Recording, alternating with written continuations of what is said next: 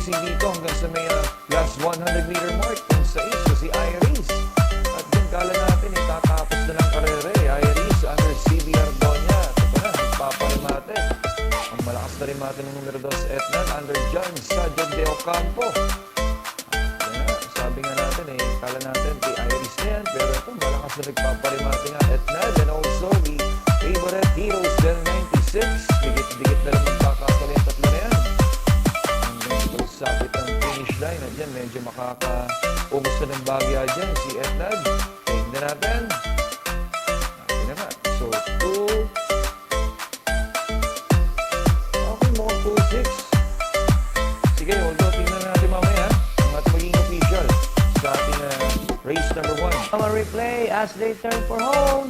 Nakasolo Ire. Maligo galit si Bigor Danta. At ito na dito mga boy. Tawi-tawi Island. And si Captain Bob. Ano na binigsakin ko sa itong si Maligo Galit. Meron pa Tawi-tawi Island. Then sa loob. Captain Bob. Ito na ating finish line.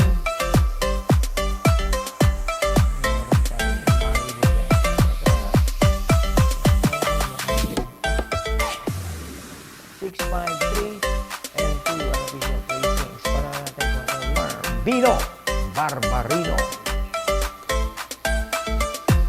Ace Lama Replay, part-time lover. Ang siya nagdala ng bandera for race. At ayun na nga, challenge coming from Dreaming Always. Ako, natatapalan hanggang sa ultimo kwarto itong si Dreaming Always. At ayun na, nung ma-elite ni Edwin Blanca Flor. Ang laking kabayo, yun. Sabi ko nga, tsaga-tsaga lang. Itong si Edwin ang Dino Barbarino. Pakuha na ng ulan. Dreaming Always si JB Hernandez, our part-time lover.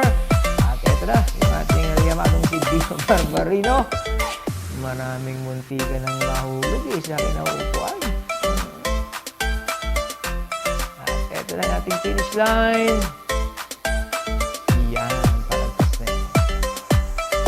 2, 5, 6, and 4 ang official placing. Panahon natin. Domo replay, but at this point, pantayan Number 6, Dakota Elegance, Ben Challenge.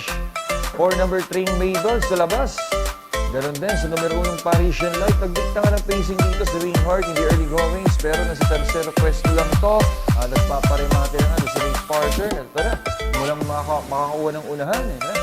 Wala nang nagawa kung makalapit pa ng gusto. Pero dikit na magkakatalo talaga yan. Number 6, Dakota Elegance. Malaking factor na nakaitad sila by about 2 to 3 lengths na over number 3, Mabel.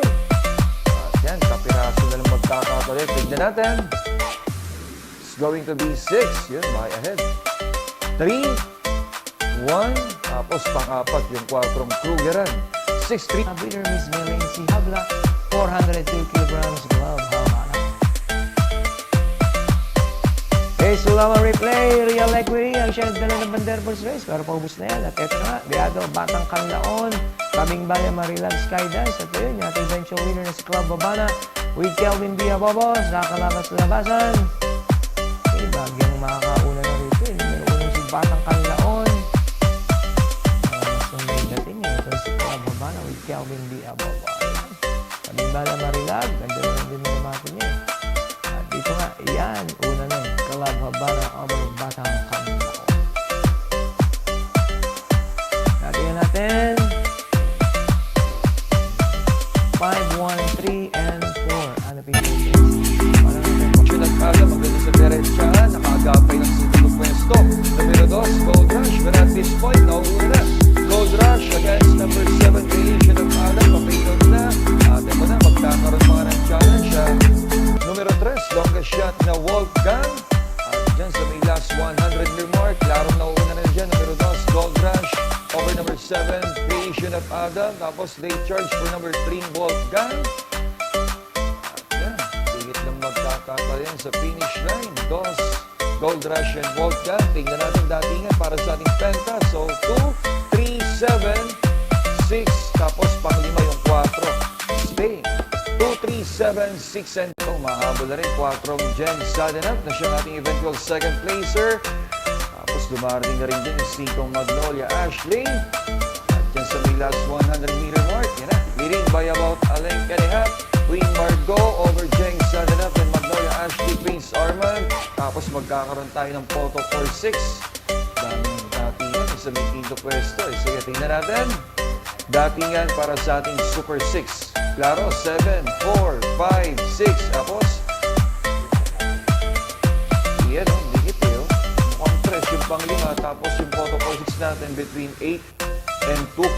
Calde Loreto, tapos Prince Armand. Sige.